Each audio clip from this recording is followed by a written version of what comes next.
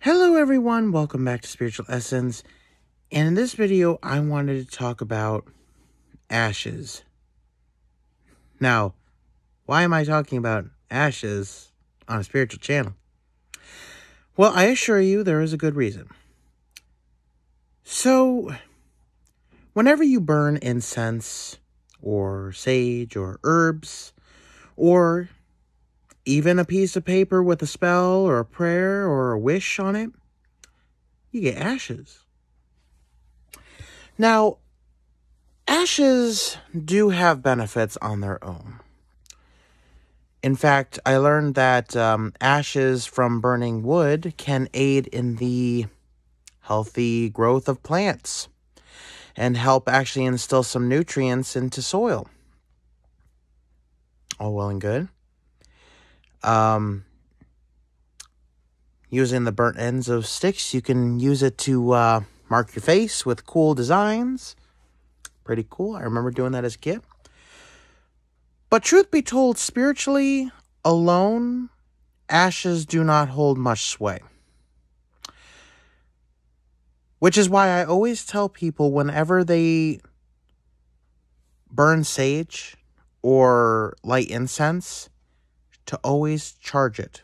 And what I mean by that, well, I mean to pray over it, to instill it, to charge it with your energy and whatever energy that may be. Whether it be for healing purposes, whether it be for prosperity purposes, whether it be for protection, what have you.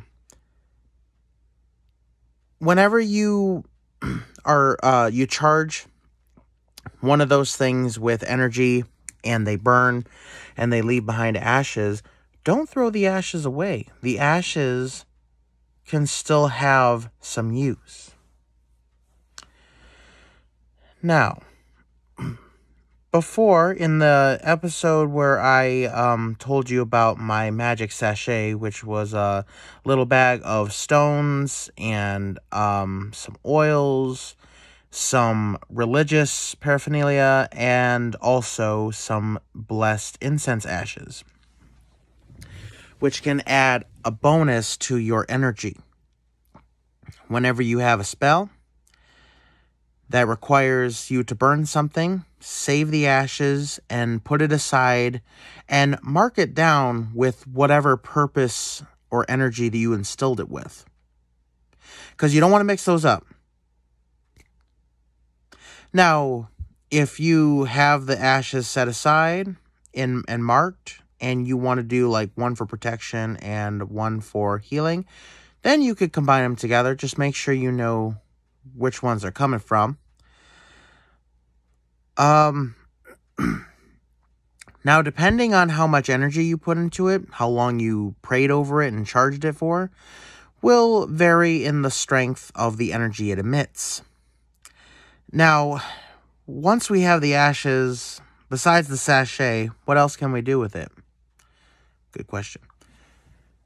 So, if you wish to make a talisman, and talismans can be made out of any natural material, used for a specific purpose.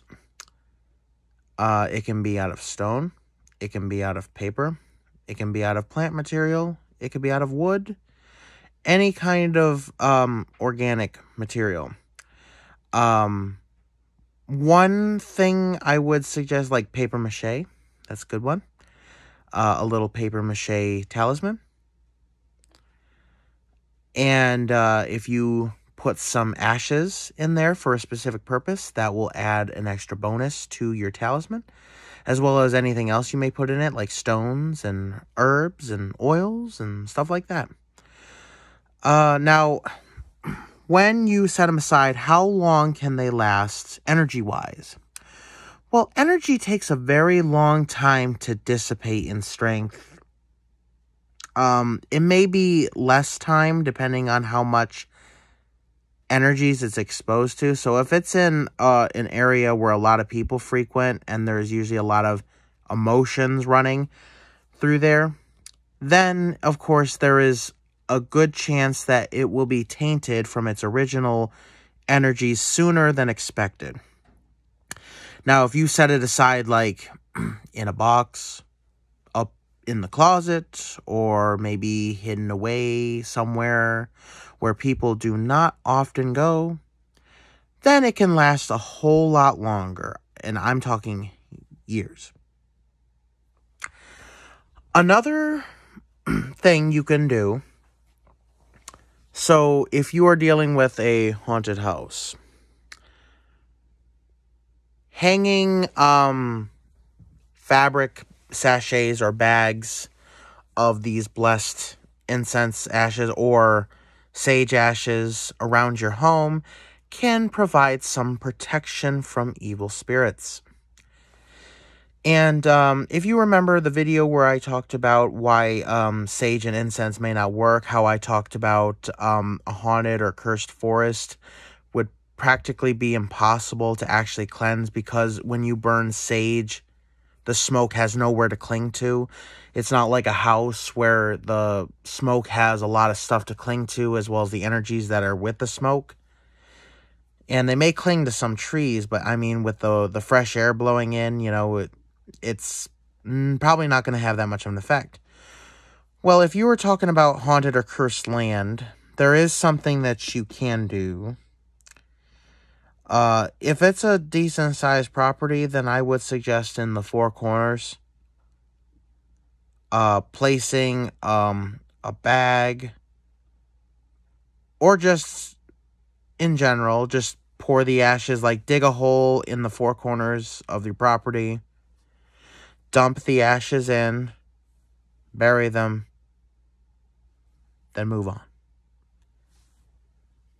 Now, those ashes aren't going to last forever. The energies will last longer than the ashes. But it's not like a semi-permanent fix. So, it will provide, it should provide a decent amount of protection depending on, like I said, how long you've prayed over it and how much energy you've put into it. But it should provide a decent amount of protection on your home. Now, if you have a huge property, I mean, you do what you can. There's also another way you can utilize it is by making an herbal concoction. Now, I did talk about in the video where I discussed potions and stuff, that there are some concoctions that you can make that aren't for drinking, but can also be used to form a barrier around your property. Personally, I do not have a recipe for this yet. I hope to sometime. But one thing I would suggest is moon water. Leaving water out to absorb the light of the moon. And, of course, you take it inside before the sun comes up. And if you could, let's see,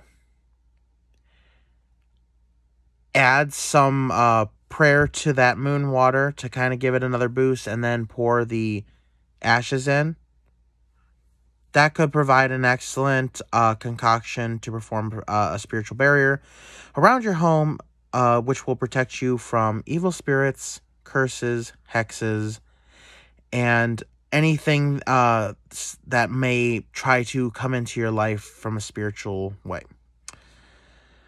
Now, you may be surprised to learn that some holy water actually has incense ashes from holy incense. So that does say something about even people of the Christian faith utilize ashes too, which is actually where I've gotten this idea from. But if you mix ashes with water, it can provide like an ink-like consistency. And therefore, if you wanted to make a paper talisman, just, take a piece of paper, take a paintbrush, mix the ashes with the water very well. And then, of course, write certain blessings, symbols, what have you on there. And then roll it up and then place it somewhere in your house, to provide protection. That is another way you could do it. There are so many things that you can do with blessed ashes. So especially, I believe in life, waste not, whatnot. Nothing should go to waste. And that includes things having to do with spiritual because, we're wasting precious energy there. And it's truly incredible that even though these are just ashes, they are the remnants of something that has been burnt, it can still hold that energy that you put it with. Now, I will say that the more you, the longer you pray with it and fill it with your energy, charge it, the stronger it's going to be, the stronger the frequency, and the longer it's going to last. So if you wanted to take an incense stick, for example, and maybe 25, 30 minutes a day you wanted to set aside to, just have a nice deep prayer over it, and then put that away. Put that away somewhere safe, somewhere where you're not going to touch it. No one's going to touch it. You're just going to have it for later. And then every day, you just set aside, and 30 minutes here, 30 minutes here, 30 minutes, and it keeps going. That way, by the time you do need it, it's extremely powerful. I know not everyone has 30 minutes to spare, especially for prayer. But this is just a prime example of making it more powerful than it looks, and therefore making the ashes more potent. All right. Thank you guys so much for listening. And please subscribe. Don't forget to hit the bell button so you don't miss any of my future uploads. And have a good day.